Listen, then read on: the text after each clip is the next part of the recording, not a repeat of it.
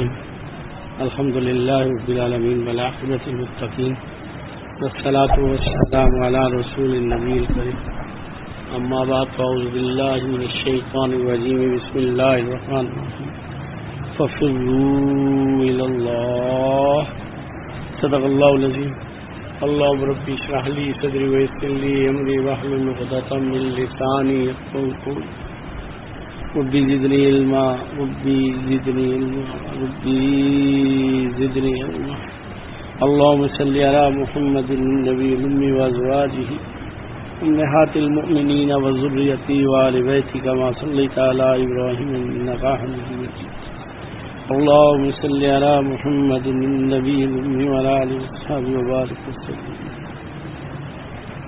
دنیا میں ایک ترتیب ہے کہ انسان کوئی کام کرتا ہے تو اس کام کرنے سے پہلے اس کے ذہن میں ایک نقشہ، ایک ارادہ اور ایک تمنا اور امید اور اس کی ایک کوشش ہوتی ہے، لیکن سب سے پہلے وہ اس کا مقصد ہوتا ہے کہ یہ کیا کام کرنا ہے، تو اس مقصد کو پانے کے لیے ذرائع کو اختیار کرتا ہے. ذرائع بدلتے بھی رہتے ہیں لیکن مقصد نہیں بدل سکتا. اس کائنات کو پیدا اللہ جل شانہ نے فرمایا ہے، وہ خالق ہیں اس کائنات کے، اور اس کائنات کو اللہ نے بنا کے کوئی ٹھیکے پہ نہیں دے دیا، بلکہ جیسے اس نے بنایا ہے اس کائنات کو چلانے والی ایک ہی ذات ہے، وہ اللہ. اسی کا حکم، اسی کا ارادہ، اسی کی بڑھتی، اور ساری کائنات کے اسباب اس کے محتاج ہیں. انسان کو دنیا میں زندگی گزارنے کے لیے مختلف اسباب اختیار کرنے پڑتے ہیں، لیکن اس کا مقصد ایک ہی ہوتا ہے.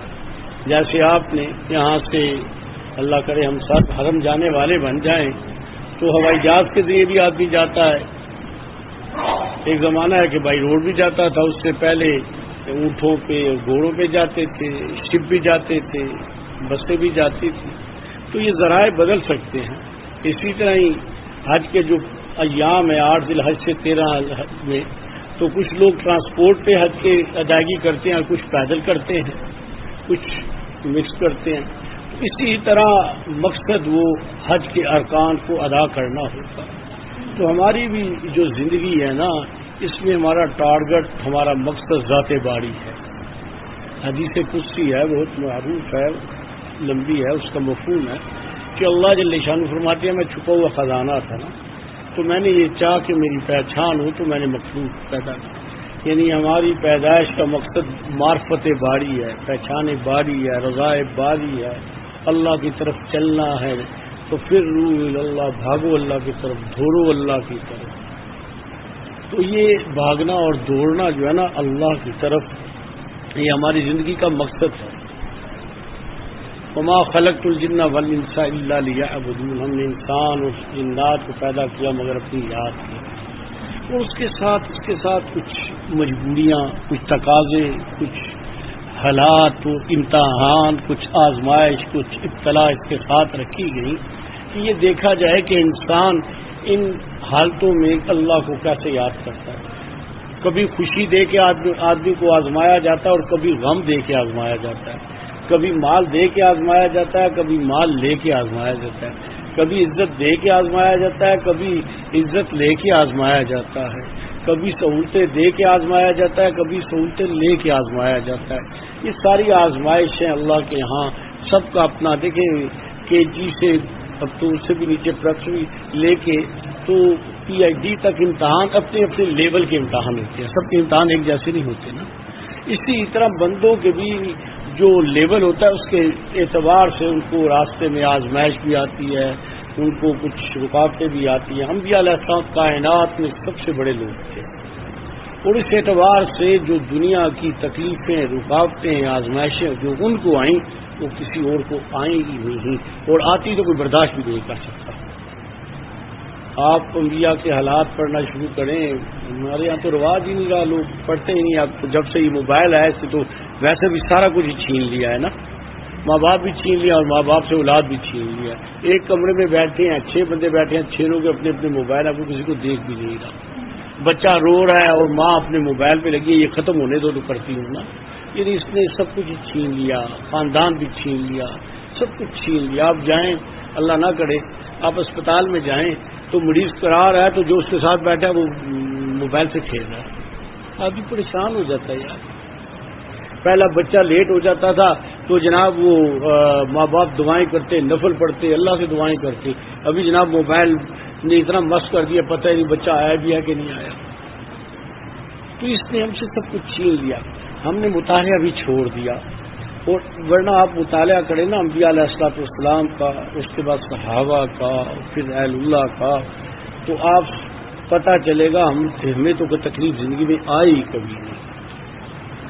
ایسی ایسی تکلیفیں، ایسی ایسی مشکلات، ایسی ایسی رکاوٹیں انبیاء علیہ الصلوۃ والسلام پہ آئی ہیں کہ جو دوسرے بندے کے برداشت کی نہیں ہو سکتی تھی. اتنی مشکلیں دیکھی ہیں نبی نے، اور وہ اللہ ہی کی طرف رجوع کرتے رہے، اللہ ہی سے مانگتے رہے، اور وہ سکھاتے رہے کہ ہر حال میں اللہ سے جڑنا زندگی ہے. میں نے اپنی زندگی میں بڑے واقعے دیکھے ہیں. کچھ لوگ اچھے حالات میں ہوتے ہیں، مالی کمزور ہوتے ہیں، بڑے اچھے نمازی ہوتے ہیں، تہجد بھی پڑھ لیتے ہیں، اعمال بھی، کسی طرح سے دولت آ جاتی ہے.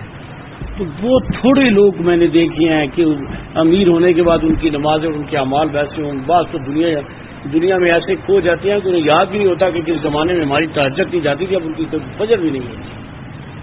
ایک ہی مضبوط. میں نے کتنے لوگوں کو دیکھا ہے داڑیاں منوا دی، کتنی عورتوں کو دیکھا ہے کہ اتنے ان کے ناخن کسی نے نہیں دیکھے تھے، ان کا برقع تو ابایا تو چھوڑو، ان کے آدھے لباس ہو گئے. دنیا نے انہیں کھا گئی، دنیا نے انہیں ننگا کر دیا، دنیا نے اللہ سے غافل کر دیا. ایک دفعہ کا واقعہ ہے، صاحب تھے تو مجھے کہتے ہیں، افسر تھے کہ یار بڑی بدنصیبی ہے، گاؤں کے تھے کہ ہمارے گاؤں کی عورتیں جب آتی ہیں نا شہر میں شادی ہو کے آتی ہیں تو اتنا پردہ کرتی ہیں، لوگوں کو تلقین کرتی ہیں. تو جب ان کا خامند افسر بن جاتا ہے تو پردہ اتار دیتی ہیں کہ لوگ کہیں گے جی یہ دیکھو افسر کی بیوی ہے. ان کا پردہ بھی چلا جاتا ہے، پردہ جاتا ہے تو حیا بھی چلی جاتی ہے، غیرت بھی چلی جاتی ہے. اور پھر بچیاں تو اوپر ہی دیکھتی ہیں کہ اوپر کیا ہے، وہ ویسا ہی اپناتی ہیں. تو بھی انبیاء علیہ الصلوۃ والسلام کے واقعات دیکھیں تو ایک ایک نبی. میں نے نبی وسلم کے بارے میں تو اس دن دوبارہ بیچا ہے، نبی وسلم کی زندگی کے بارے میں. اسی طرح اور انبیاء کا بھی آپ دیکھیں، دل ہل جاتا ہے آدمی کا ان کی مشکلات کو دیکھ کے، ان کی تکلیفوں کو دیکھ کے. سیدنا زکریا علیہ الصلوۃ والسلام بوڑھے ہو گئے تھے اور اولاد نہیں تھی، اللہ نے کیا، حضرت یحییٰ ہوئے، اور جن کے ہونے پہ اللہ نے سلام کہا، جن کی زندگی پہ اللہ نے سلام کہا، جن کی وہ وفات پہ اللہ نے سلام کہا. دو نبی ہیں جنہیں 40 سال سے پہلے نبوت ملی ہے. ایک حضرت عیسیٰ علیہ الصلوۃ والسلام، انی عبد اللہ تعنی الکتاب انی نبی، اور دوسرے حضرت یحییٰ علیہ السلام جن کے بارے میں بھی پہلے کہہ دیا گیا تھا. حضرت یحییٰ علیہ السلام جوان تھے، خوبصورت نبی، سارے خوبصورت ہوتے ہیں، یہ شان ہے نبیوں کی. وہ دیکھ کے آدمی ایک دفعہ پریشان ہو جاتا ہے کہ یار یہ. تو حضرت یحییٰ علیہ السلام جوانی میں اتنا روتے تھے کہ یہاں نالیاں تھیں، آنکھوں سے ادھر نا نالیاں تھیں، دور سے کوئی آدمی دیکھتا تو پتہ چلتا تھا آنسو گر گر کے نا یہ جگہ پہ نالیاں بن گئی تھی. اتنی حکت تھی کہ حضرت عیسیٰ علیہ السلام کے خالہ کے بیٹے تھے، تو انہوں نے دیکھ کے کہا بھی آپ، حالت ایسی تھی کہ ان کو دیکھ کے رونا آ جاتا تھا، اتنا درد سے رویا کرتے. نوجوان خوبصورت. اس زمانے میں بادشاہ تھا تو اس ایک بدکارا عورت نے یہ ڈیمانڈ کی کہ تو اس کا سر کٹوا دے. حضرت جی علیہ الصلوۃ والسلام کو نیچے لٹا کے ذبح کیا گیا، ان کا سر کاٹا گیا، بادشاہ کے پاس پیش کیا گیا، اور بادشاہ نے اس گندی عورت کو پیش کیا. اللہ کا نبی ہے، وہ جو عذاب آیا وہ تو بعد کی بات ہے نا کیا آیا. انہی کے والد حضرت زکریا علیہ السلام، انہوں نے مریم کی بھی ساری پرورش انہوں نے ہی کیا، بیت المقدس کے امام تھے، بوڑھے تھے، قوم مخالف ہو گئی، پیچھے لگ گئی، بھاگ بھی نہیں سکتے تھے. آگے درخت تھا، بڑا درخت تھا نا، تو کہا ہے درخت مجھے پناہ دے دے. درخت کھل گیا، حضرت زکریا السلام درخت کے اندر چلے گئے، درخت بند ہو گیا. وہ ادھر دیکھے ادھر دیکھے، یار غیب کہاں ہو گیا، یہ بندہ چلا کہ نہیں گیا، سمجھ ہی کچھ نہیں آتی تھی. ان شیطان ساتھ ہوتا ہے ہر جگہ. شیطان نبی صلی اللہ علیہ وسلم کی جب قاتلانہ حملہ ہوا تھا، سارے مل گئے تھے، تو شیطان وہاں بیٹھا تھا جس نے رائے دی تھی ہر قبیلے سے ایک بندہ لے لو، یہ بندہ نہیں اتار سکیں گے. تو شیطان ساتھ تھا، تو اس نے کہا یہ دیکھو یہ بات رائے کیا ہے اس درخت میں ہے. انہوں نے کہا اچھا. انہوں نے لیا آڑا لے کے اس اوپر کاٹنا شروع کیا. جب آڑا حضرت زکریا کے یہاں سر کے قریب پہنچا تو کہا گیا ہے زکریا اب بولنا نہیں ہے. تو نے درخت سے کہا تھا درخت نے تجھے پناہ دے دی, اب بولنا نہیں ہے. اگر تیری اوہا نکلی, تیری فریاد ہوئی نا تو یہ دنیا ختم ہو جائے گی, آج کچھ نہیں بچے گا. تو نے بولنا نہیں ہے. آڑا اوپر سے چلا, بیٹے کی تو پہلے ہی کاٹ کے گردن پھینک. آڑا ادھر چلا, ایک وجود کا ٹکڑا ادھر چلا گیا, ادھر چلا. ہمیں کیا تکلیفیں آتی ہیں, ہم نے کون سی تکلیفیں دیکھی ہیں؟ ہم نے تو دیکھا ہی کچھ نہیں ہے. حدیث کی کتابوں میں آتا ہے صحابہ نے ایک دن کہا یا رسول اللہ بڑی تکلیفیں دے رہے ہیں. فرمایا تم سے پہلے لوگوں کو پکڑتے تھے اور لوہے کی کنگیاں ہوتی تھیں, ایسے لوہے نا کنگیاں ہوتی, ان کے ایسے آگے وہ ہوتے, تو ایسے جسم پہ مار کے کھینچتے تھے, وہ کہ ہڈیوں کے اوپر سے گوشت اتر کے باہر زندہ آدمی کا گوشت اتر جاتا, ہڈیاں ننگی کر دیتے تھے اور آنکھوں میں ایسے سلاخیں مار دیتے تھے, وجود کاٹ دیا کرتے, زندہ آدمی کے وجود کاٹ دیتے. فرمایا تمہیں کیا پتا لوگوں نے کیا کیا پتا. زندہ آدمی کو پکڑتے اور گاڑ دیتے. تو بھائی اس سارے کے باوجود حق جانے والا ایک سبق دے کے جاتا ہے کہ جانا ہے, وقت تعین ہے, جا رہے ہیں, لیکن اللہ کو راضی کر کے جا رہے ہیں. اب بھی ہم دنیا سے جب جائیں تو جانے میں ایک چیز دیکھنی پڑے گی کہ ہم اللہ کو راضی کر کے جا رہے ہیں یا اللہ کو ناراض کر کے جا رہے ہیں. اگر اللہ راضی ہو گیا کوئی پرواہ نہیں کسی کی, ساری دنیا برا کہہ لے کوئی نہیں, اللہ راضی ہو گیا. اور اگر اللہ ناراض ہو گیا تو ساری دنیا جھنڈے اٹھا کے تصویریں پھیلا کے کرے, کوئی عزت نہیں. جہنم کا ایندھن ہوگی اس کی قبر.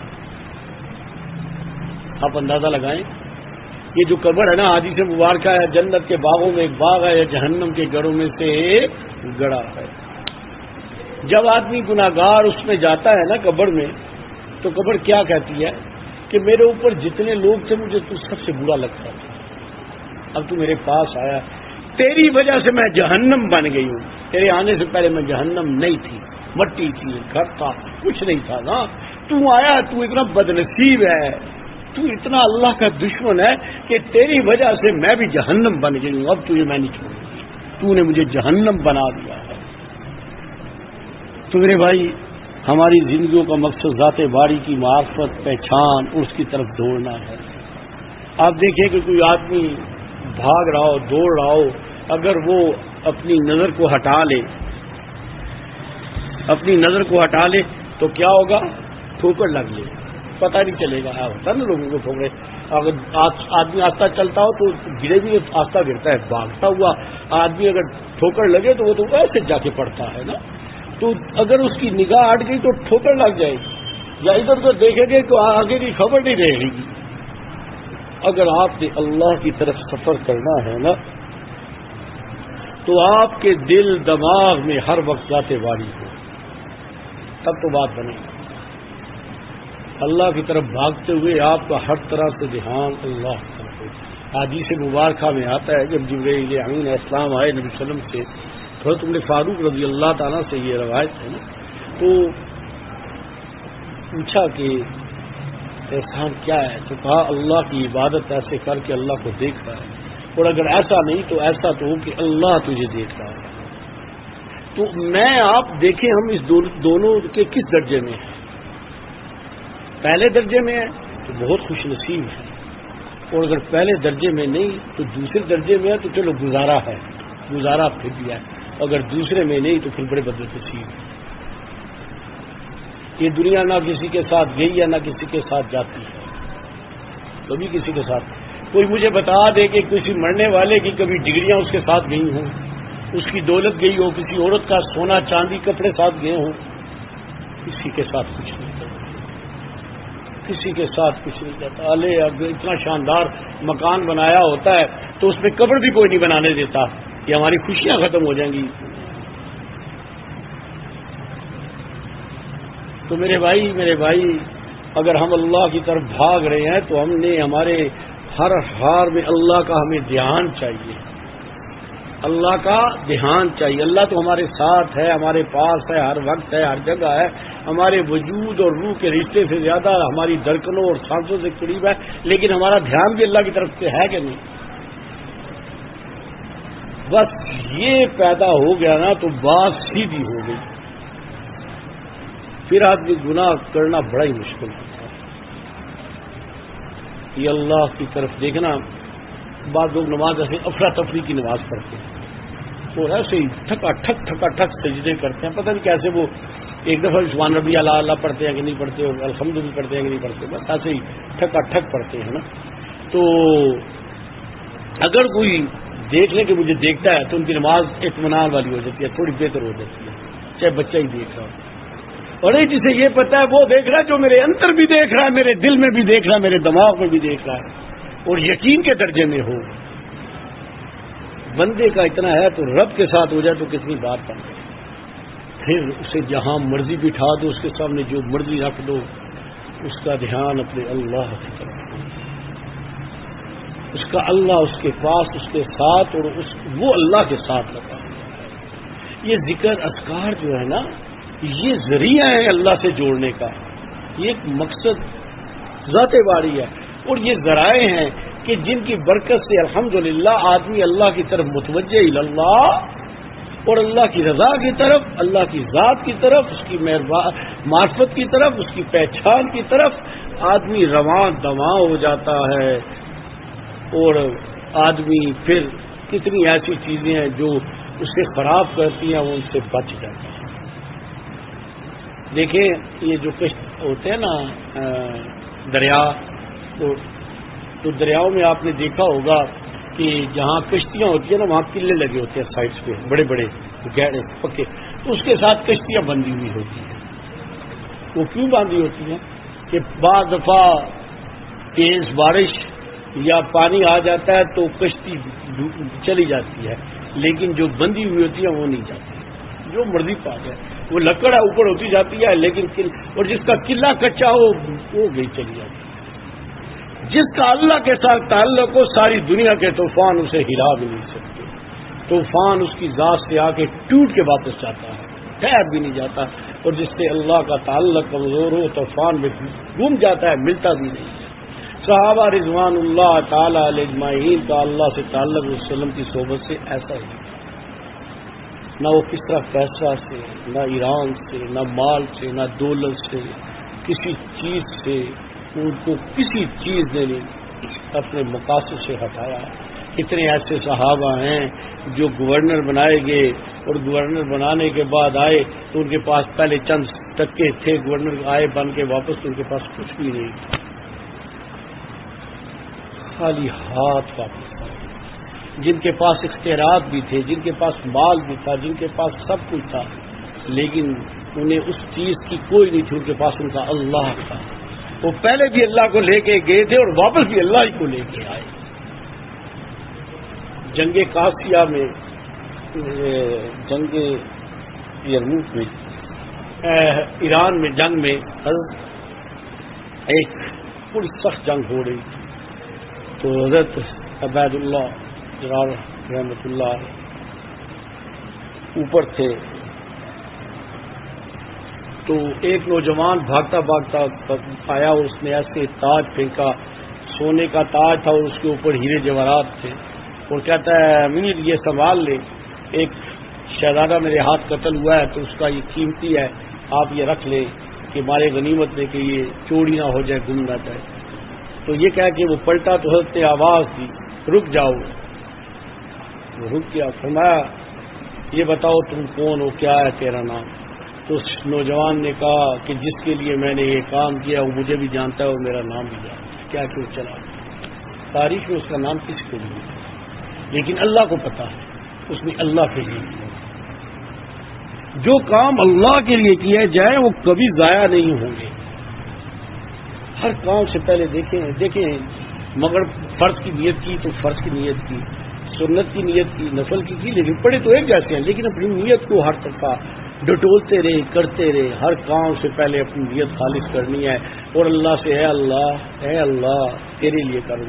حضرت مولانا سلطان رحمۃ اللہ سے کسی نے پوچھا، حضرت کے بڑے بیان ہوتے تھے، بڑا ٹائٹ شیڈول تھا، 10 سپارے روز بھی پڑھتے تھے، 1200 کے 2200 کتابیں ہیں ٹوٹل، جس میں تفسیر قرآن ایک بیشتی زبر ایک 11 جلدوں والی اس کی، مطلب وہ خط و خطابت، پھر پیری مریدی، بیویاں بھی 2 تھی ایک کی بجائے، اور بڑا تھا سب کچھ، تو بیان بھی ہوتے تھے۔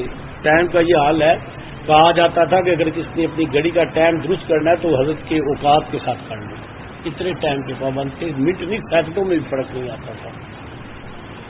تو بیان کی بات ہوئی تو حضرت نے فرمایا کہ کوئی بات کرنے سے پہلے اپنے اللہ سے بات کرتا ہوں، اللہ مجھے کچھ نہیں آتا، میں کچھ نہیں جانتا، مجدد ملت، حکیم الامت اور علماء کا سردار، امام امت کے بڑا احسان ہے اس شخص کا۔ فرماتے ہیں اللہ سے دعا کرتا ہوں اللہ میرے دل میں وہ ڈال جو میرے لیے بھی بہتر ہو جائے، ان لوگوں کے لیے بہتر ہو جائے۔ جب ایک آدمی اپنے آپ کو سمجھے گا ہی نہیں کچھ ہوں، ٹھوکر کہاں کھائے گا؟ ٹھوکر وہ کھائے گا کہ نہیں میں بھی تو کچھ ہوں نا، مجھے بھی تو کچھ آتا ہے نا، مجھے بھی تو کچھ پتا ہے نا، مجھے بھی تو مانو، ٹھیک ہے اللہ کو مانو، مجھے بھی مانو۔ یہاں سے پھر شیطان اس کے اوپر سوار ہوتا ہے۔ تو بھئی اپنے مقصد کی طرف چلتے ہیں کہ ہماری دنیا میں پیدائش کا مقصد معرفت باری، پہچان باری، اللہ کی طرف دوڑنا ہے۔ اب آپ یہ دیکھیں کہ جیسے دنیا میں نا بعض لوگوں کے پاس گھر میں مشین ہوتی ہے بھاگنے والی نا، تو اس پہ ٹائمنگز ہوتے ہیں، کس سپیڈ پہ بھاگ رہے ہیں، پھر کتنا بھاگے ہیں نا۔ تو بھئی اپنے زندگی میں دیکھیں کہ 24 گھنٹے کی ہمارا یہ سرکل ہے، اس میں کتنا اللہ کی طرف بھاگے، کتنا دنیا کی طرف بھاگے، کتنا خواہشات کے پیچھے بھاگے، کتنا ضروریات کے پیچھے بھاگے، کتنا گناہوں کے لیے بھاگے، کتنا اپنی شہرت کے لیے بھاگے، کتنا لوگوں کی بدنامی کے لیے بھاگے۔ اپنے حساب کو دیکھیں تو پتہ چل جائے گا کہ اللہ کے لیے کتنا کیا۔ میں نے اس سے پہلے بھی کئی دفعہ عرض کیا ہے، کبھی کبھی بیٹھ جائے کہ کاغذ پینسل لے کے نا، کہ چھوڑے کیلکولیٹر کمپیوٹر، کاغذ پینسل لے کے اپنے 24 کسی ایک دن کا 24 گھنٹے کا شیڈول بنا لیں، کتنا سویا ہوں، کتنے گھنٹے سویا ہوں، 5 نمازوں میں کتنا وقت لگا، تلاوت قرآن میں کتنا وقت لگا، کتنا پڑھا، اس کے بعد کاروبار یا ملازمت میں کتنا وقت لگا، بیوی بچوں کے پاس کتنا وقت لگا، موبائل کھیلنے میں کتنا وقت لگا، اور اس کے بعد ہر اور چیزیں، پخانہ کے لیے، حاجت کے لیے جی کتنی دفعہ گیا اور ٹوٹل کتنا وقت لگا، یہ سارا بناتے جائیں۔ آپ سارا ایک دن کا 24 گھنٹے کا بنائیں، ایک دن کا، اور اس کو پھر آپ 1 مہینے، پھر 1 سال، پھر 10 سال، اور آپ تقریباً اپنی زندگی کا حساب لگا لیں۔ اللہ آپ کی عمر زیادہ ہی کرے، چلو 60 سال کا لگا لیں کہ 60 سال میں کتنا نمازوں میں وقت لگتا ہے، کتنا کھانے میں، کتنا پینے میں، جس میں 15 سال تو بچپن کے ویسے ہی ضائع ہو گئے۔ دیکھنا اگر آپ 8 گھنٹے کم ہیں نیند، یہ 8 گھنٹے عموماً ڈاکٹر بھی کہتے ہیں 8 گھنٹے سونا چاہیے، تو 8 گھنٹے بعد لوگ تو 12 گھنٹے بھی سوتے ہیں، 8 گھنٹے کی ایوریج لگا لیں تو 8 گھنٹے کی ایوریج میں تیسرا حصہ بنتا ہے 24 گھنٹے میں، یعنی ہر 3 گھنٹے میں ایک دن آپ سوتے ہیں، اور 3 سالوں میں 1 سال سوتے ہی رہتے ہیں، اور 30 سال میں 10 سال آپ سوتے ہی رہتے ہیں، باقی چھوڑ دیتا ہے۔ آپ کیلکولیشن اپنی ذات کی کرنا شروع کریں تو آنکھیں کھل جاتی ہیں، میدان محشر میں کیا کروں گا، کیا جواب دوں گا، یہی کچھ کرتا رہا ہوں، یہی میری زندگی ہے، یہی محاصل ہے میری زندگی کا۔ کرکٹ کے میچ میں 10-10 گھنٹے آ رہا ہوں، ویسے جناب آنکھ ہی نہیں کھلتی، اور کرکٹ کا میچ جو مرضی ٹائم پہ وہ آنکھ بند ہی نہیں ہوتی، پیشاب بھی رو کے بیٹھے ہیں، پیٹ میں درد بھی ہو رہا ہے، اٹھنا نہیں ہے، بھوک لگی ہے، نہیں گیند ضائع ہو جائے گی، اوور ضائع ہو جائے گا۔ پہلے تو مرد کرتے تھے، اب تو بدبختی عورتوں کی بھی آ گئی، عورتیں بھی اس طرف چل پڑی ہیں۔ یہ اللہ کی ناراضگی کا کھلا اعلان ہے، وہ میرے بندے میں نے تجھے اپنی یاد سے نکال کے تجھے دنیا کے کھیل اور کود میں ڈال دیا ہے، یہ اللہ کا عذاب ہے، یہ خوشی کی بات نہیں، یہ رونے کی بات ہے۔ تو میرے بھائی اپنی زندگی کا حساب کبھی کبھی لگایا کریں۔ میں ایک زمانہ تھا کہ الحمدللہ پورے مہینے کا روزانہ کا ریٹرن لکھتا تھا، تہجد سے شروع کرتا، رات تک کا تسبیحات، دروشی کتنے پڑے، کتنا، پھر یہ دوسرا ایک کاغذ بنایا تھا جو بہت مشکل کاغذ تھا، کتنی دفعہ جھوٹ بولا، کتنی دفعہ غیبت کی، کتنی دفعہ کسی کا حسد پیدا ہوا، کتنی دفعہ کینہ پیدا ہوا، کتنی دفعہ کسی پہ الزام لگایا، بہتان لگایا، کتنی دفعہ یہ کام وہ بھی لکھتا تھا، اس کو بھی لکھتا تھا، یہ بھی لکھتا تھا. تو پھر اپنا محاسبہ کرتا تھا کہ میں کہاں جا رہا ہوں، میں کہاں کھڑا ہوں. کل میدان معیشت میں یہی کاغذ اگر میں لے کے آ گیا تو میں کسی کا کیا، میں اپنا فیصلہ خود کر سکتا ہوں میں کہاں جا رہا ہوں. تو بھی اللہ کی طرف بھاگنے والا کام تب ہوگا کہ جب اللہ سے مدد مانگ کے کوشش کی جائے گی. بچہ آپ کی طرف چل کے آتا ہے نا تو بچہ ذرا سا ڈگمگاتا ہے، آپ اٹھا کے ایک دم بھاگ کے اٹھا لیتے ہیں. اللہ کی قسم مسجد میں بیٹھا ہوں، اللہ کی طرف بھاگنے والے کو اللہ کبھی گرنے نہیں دیتا، اس گرنے سے پہلے اللہ اسے اٹھا لیتا ہے. اگر ابراہیم خلیل اللہ کو آگ نہیں جلاتی تو قیامت تک ہر مسلمان کو بھی اللہ کی مدد اس وقت ہوگی جب وہ خلیل اللہ کی طرح اللہ سے مدد بھی مانگے گا. آج ہماری مدد اللہ سے مانگنے کا رواج ہی نکل گیا. پیسے پہ بھروسہ ہے، عہدے پہ بھروسہ ہے، سفارشوں پہ بھروسہ ہے، اللہ پہ رہا ہی نہیں ہے. وہی اللہ کا تعلق، یہ ذکر اذکار، یہ ایک ذریعہ ہے اللہ کو پانے کا. جب اس میں سستی آتی ہے تو اللہ کا تعلق بھی کمزور ہوتا ہے. اپنے ذکر اذکار اعمال جب دیکھیں کہ کمزور پڑتے ہیں سمجھو اللہ کا تعلق کمزور ہو گیا ہے. آپ کی بجلی کی جو ہے نا وہ وولٹیج کم ہو گئی ہے جس کی وجہ سے یہ ہے. اللہ میرے آپ کے گناہ معاف کرے اور اللہ کرے کہ دنیا سے جانے سے پہلے ہمیں اس کا خیال آ جائے اور ہم توبہ کر کے اپنی لائن پہ آ جائیں. زندگی چلی جائے گی، چلے جائیں گے، لوگ بھول جائیں گے، نام بھی یاد نہیں رہے گا، سب کچھ ختم ہو جائے گا، بٹ جائے گا سارا کچھ، پتہ بھی نہیں چلے گا. میں یہاں مسجد میں بیٹھ کے پورے دعوے سے کہتا ہوں بہت تھوڑے لوگ ہیں جن کو اپنے ماں باپ کی قبر کا پتہ ہوتا ہے، اکثر لوگوں کو پتہ بھی نہیں ہوتا، وہ گئے ہی کبھی نہیں ہوتے دوبارہ. اور دنیا کے نامور آدمیوں کا پیچھے چل رہا تھا کہ کتنے ایسے ہیں جو اسپتالوں میں فوت ہوئے تو ان کے جنازوں میں ان کی اولاد میں کوئی نہیں تھا اور قبر پہ بھی کوئی نہیں آیا. کیسے آتے انہیں پتہ ہی نہیں تھا کتنا قبر. کیا یہی زندگی ہے جن کے لیے ہم نے اپنی زندگیاں بیچ دی، اپنی جوانیاں لٹا دی، اپنی راتیں برباد کر دی، حلال حرام کی تمیز نہیں دیکھی، خود عذاب قبر کا شکار ہو گئے اور ان کی عیاشیوں کا سامان چھوڑ گئے اور انہوں نے کبھی الحمدللہ پڑھ کے بخشا بھی نہیں ہے. یہ نہیں کہ اولاد کو نہ، لیکن اولاد کو ایسا بنا کے جاؤ کہ زندگی کے بعد اور زیادہ بہار کا ذریعہ بن جائے. روز روز خوشتے آگے خوشخبریاں دے، لے تیرے لیے خوشخبری آ گئی، آج تیری بیٹی نے، آج تیرے بیٹے نے یہ دعا کی، اللہ نے قبول کر لی، آج اس نے یہ پڑھا ہے، اللہ نے تجھے اس کا یہ اجر دے دیا. مزہ آ جائے روز روز. قبرستان والے سے مبارکباد دے، کیسا مبارک ہے جو ایسی اولاد چھوڑ کے آ گیا ہے. اللہ میرے آپ کے گناہوں کو معاف کرے. چلیے